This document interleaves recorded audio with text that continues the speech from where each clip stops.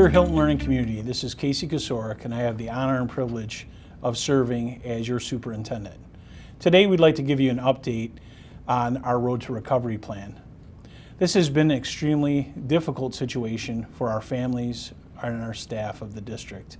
But at this point, we'd like to show the progress that we've made towards recovery. The crisis at Northwood is one of the darkest times in the district for us to overcome. We realize that we have much more work to do in this plan, but we felt that it was extremely important to share the work that has been accomplished on behalf of our families over the last 6 months. Among the steps you will hear today, I wanted you to know that we've received 5 proposals to become the independent investigators on behalf of the district. This will not take place until the court proceedings have been completed.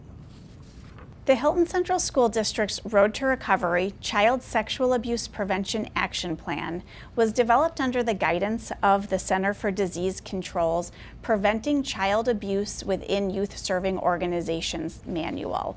It includes the topics of screening and selecting employees and volunteers, guidelines on interactions between individuals, ensuring safe environments, responding to inappropriate behavior, and training about child sexual abuse prevention.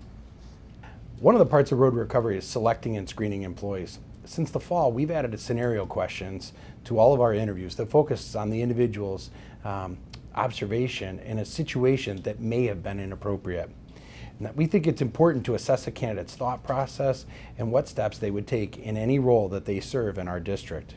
In addition, we are in the process of revising all of our hiring procedures for our classified and certified staff. We have updated our reference forms to include in assessing how an individual candidate might have had student interactions in their previous district or work experience. Our goal is to make sure that this is an important part of the hiring process. I've been able to attend local and statewide workshops with regard to sexual abuse in the workplace. This has been particularly enlightening because many of our colleagues have struggled with this same focus area among districts across the state. We have used an outside consultant, a former superintendent and former superintendent of human resources for many years in a local district, who supported the review of our hiring practices and forms. He helped us best update our reference checking forms to make sure that we were hiring and screening candidates to the best of our ability.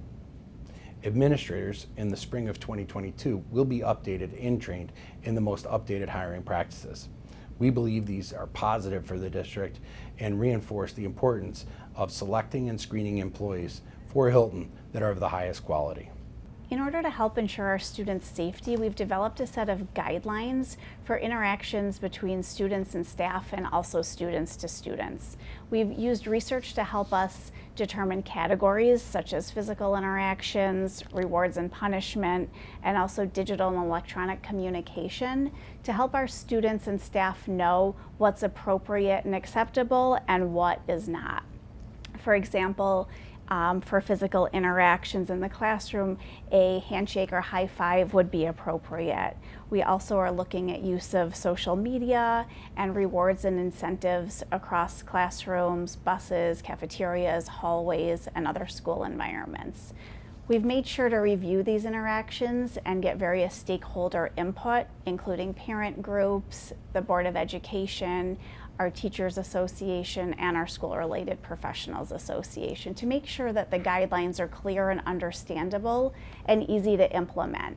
Our principals have been tasked with sharing these guidelines with each of their staff members through staff meetings or grade level meetings to make sure that every employee in the district is aware of what these guidelines look like.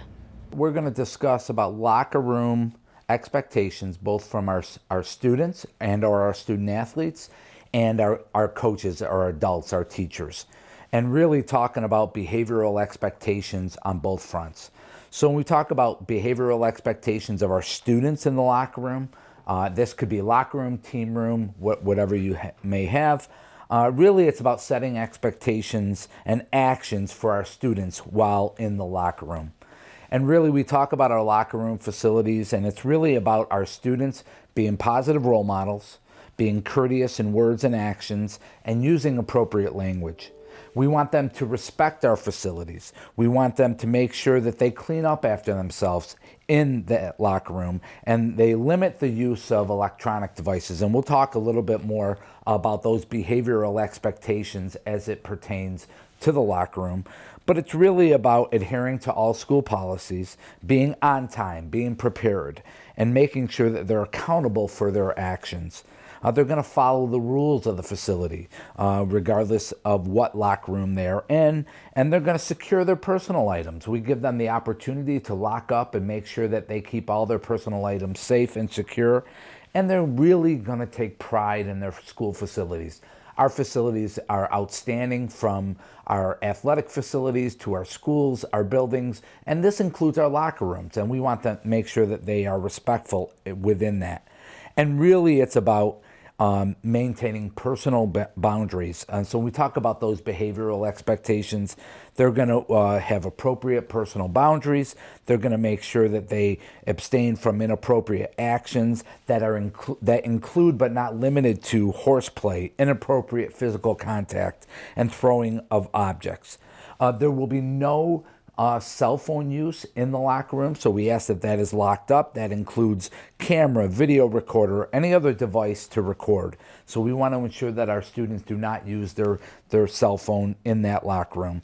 And they want to be timely. So when we go in that locker room, there's a purpose. They're changing, whether it be for a physical education class, whether it be for an athletic practice, and they're going to do it in a timely manner. And really, that should never exceed 20 minutes. And the student athletes will continue to take pride in our facilities. So we set those behavioral expectations that really they are taking care of themselves while taking care of others, and they're treating our facilities with pride. That goes to our adults, our coaches, teachers, and we want to ensure that supervision expectations are adhered to by our coaches and by our teachers. And really, it's a goal to make sure that our youth are not at increased risk. And again, we talk about setting expectations for our student athletes, and that includes maintaining a safe and secure learning environment in that locker room that is free from fear, annoyance, and/or intimidation. And we want to make sure that our adults set that course, we want to make sure that our adults set that moving forward, that they set the expectations or behaviors of our students in the locker room. It'll further be expected that our coach and or teacher emphasize and promote student behavioral expectations for those students and those student athletes included in the locker room facility. And we talk about that. It's about making sure that we have a safe environment for our students, and really it's about direct and indirect supervision. Our coaches and our teachers will set the expectations for the behavioral expectations as spoken to earlier for our students in the locker room, and really with direct supervision, our coach and teacher will be visibly present intermittently throughout the times that students are changing, whether it be before practice or after practice. When we say intermittently, really that's making sure that every 5 minutes we have a presence within that locker room. So when we talk about direct supervision, that's what the coach and or teacher will be doing. When there cannot be direct supervision, we talk about indirect supervision. So by that means, again, we set the expectations for our students, their behavioral expectations in that locker room, and we hold them accountable to that. So when we talk about indirect supervision, again, the expectations have been set. And while indirectly supervising, they might be out in front of the doorway. They are an earshot of what is going on in that locker room. We understand that you could have a teacher of a different gender. So you are a teacher of a male phys ed class and you're a female. So obviously that direct supervision will not occur. But that indirect supervision is when you are in direct earshot and making sure that you are paying attention to what is going on in that locker room. So those two key tenets of direct and indirect supervision, built around the behavioral expectations of our students while in the locker room, will ensure that all of our kids remain safe and will ensure that all of our kids are secure within that locker room while changing. by setting those behavioral expectations of our students and the expectations of supervision, both direct and indirect, of our adults, we will ensure that we have a safe and secure environment for all of our students, while specifically in the locker room. One of the areas that I'm also looking at improving on in my new role as Assistant Superintendent for Human Resources is in the area of reinforcing a culture of reporting. In an effort to support our staff, we must be visible. The Human Resources Supervisor and I have been out visiting schools every other month. We've been going to classrooms and seeing the great work that our teachers are doing. In addition, I've been trying to go to games and other student events so that individuals feel comfortable when calling the Human Resources office. This is part of our long-term plan. Our Employee Assistance Program has also been offered to anyone actively working in the district, and it is a free and anonymous counseling service. We believe this is critical in supporting all of our teachers and staff in a potential reporting situation, and in any event, the support necessary to get over the crisis that we have seen in our district. An important part of our plan is to reinforce a culture of reporting, not only for our staff, but also for our students. We've enforced this with our students through our DASA reporting online that all students have access to. They also have access to the Safe Schools website to be able to file a report 24 hours a day. We're helping our students understand the importance of reporting through our Child Safety Matters and Teen Safety Matters lessons with Bavona, where one of the action steps is talk it up and make sure that they understand that there's no blame and no shame in filing a report. One of the items we wanted to make sure that we address is ensuring safe environments. By that we mean the physical space. The first part that I want to talk about is the Northwood main office renovation. We worked with our architects, the Labella group, along with staff from the Bavona Child Advocacy Center to determine best practices in how we were going to move forward with this renovation. Our goal was to make sure that we had line of sight into the principal's office, assistant principal's office, and really the entire space in the main office at Northwood. So some of the things that you'll see in the renovation, when you walk into the left, you will see the new reception area. There will be a multi-tiered counter that you can walk up to. That's where the assistant principal, secretary, and main office secretary will be located. Straight ahead will be the new future principal's office. You'll notice that there will be a full glass wall that goes from about 3 to 3.5 foot all the way up to the ceiling. There will be a door which will have a full-size window in the door. Again, that's meant to not make it look like a fishbowl, but to make sure that there is line of sight into that space. Next to the principal's office will be the assistant principal's office. We will be making modifications and replacing that door as well. It was a solid door. There will be a window that will be installed. We'll also have a side light window next to the door, and we're going to be creating a window between the two offices so that you could see in. Again, this is so that we can have 100% line of sight coverage in that space. To the right of when you walk into the main office, you will see the staff mailboxes. That part will stay relatively the same. But we will be having new carpet, new ceilings, new paint going throughout the entire Northwood main office. We worked very closely with New York State Education Department and the Office of Facilities Planning to deem this an emergency project so that we can fast track this and get the renovation work started sooner. This was something that has taken longer than we would like, but we are moving in the right direction. At the November board meeting, the Board of Education deemed this project an emergency project. All of the paperwork has been filed with the state, including the detailed drawings. All comments have been received from facilities planning and addressed, and we are working with a group called the Gordian Group to fast track the bid process. We have 3 contracts that were also approved at the November Board of Education meeting. We are hoping to begin the work within the next month and have the work completed by April break. The next item I'd like to discuss is what we're doing at the other 4 school buildings. We're not doing it as extensive of a renovation project, but we did utilize the services of the Popley Design Group to do a line of sight audit at each of the other main offices. We broke this down into phases. So phase 1 is really the gathering information, the design work associated with this, and coming up with a plan and how we're going to proceed. Phase 2 is kind of what I call the low-hanging fruit. These are things that we could do probably with our Buildings and Grounds department, maybe with an outside contractor, but isn't as intensive a renovation as the Northwood main office renovation. These would include things like replacing doors with doors that have a full glass panel on them. This would be taking existing interior windows and making them larger. It would be taking and creating new interior existing windows, just to name a few of the items.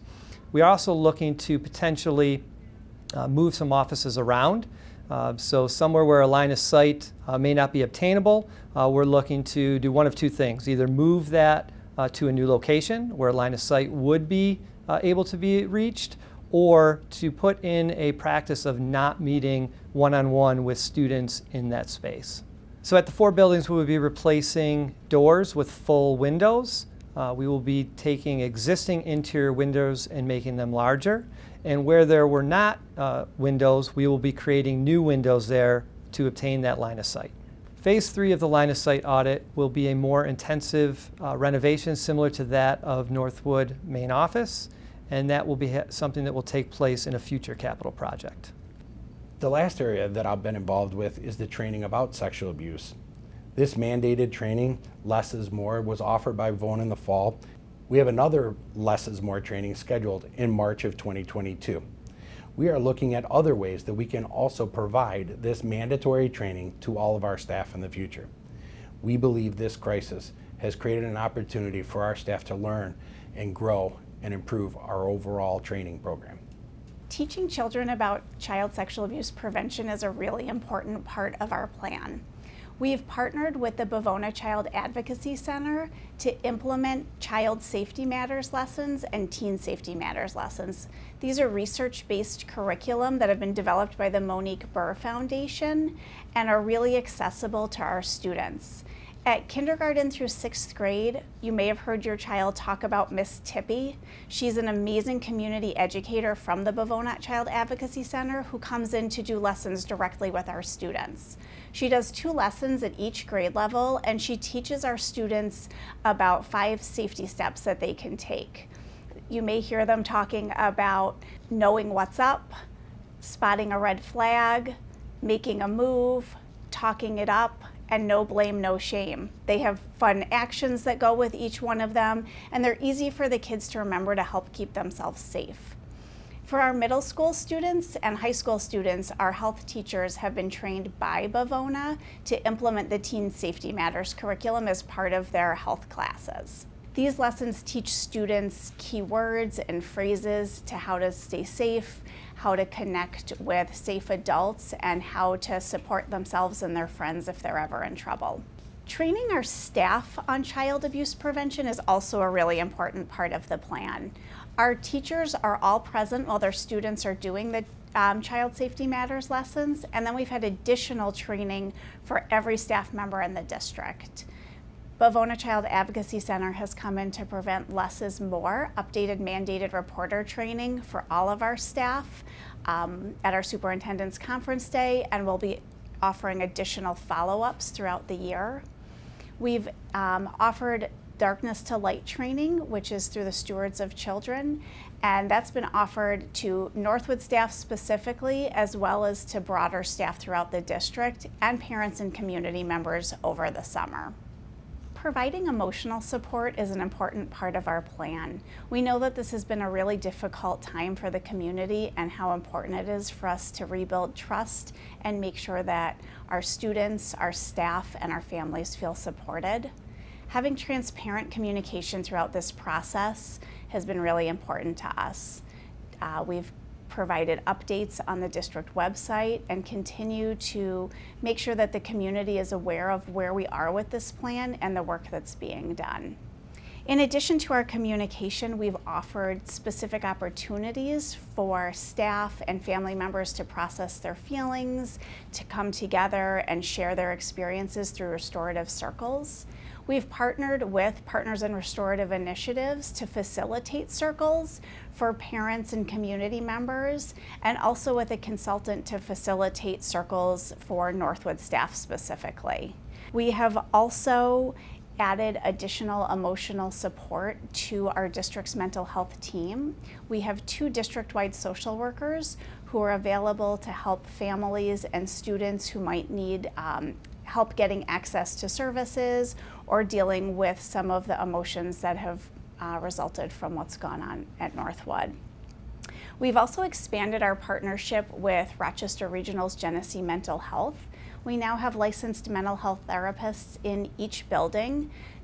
Families or staff members can refer to Genesee Mental Health, and licensed mental health counseling can be provided to students during the school day to make it more accessible to them. In closing, I want to thank the Board of Education, the administration, the staff, our teachers, and most importantly, you, our families, because the only way to recover from these traumatic incidents are together. Thank you.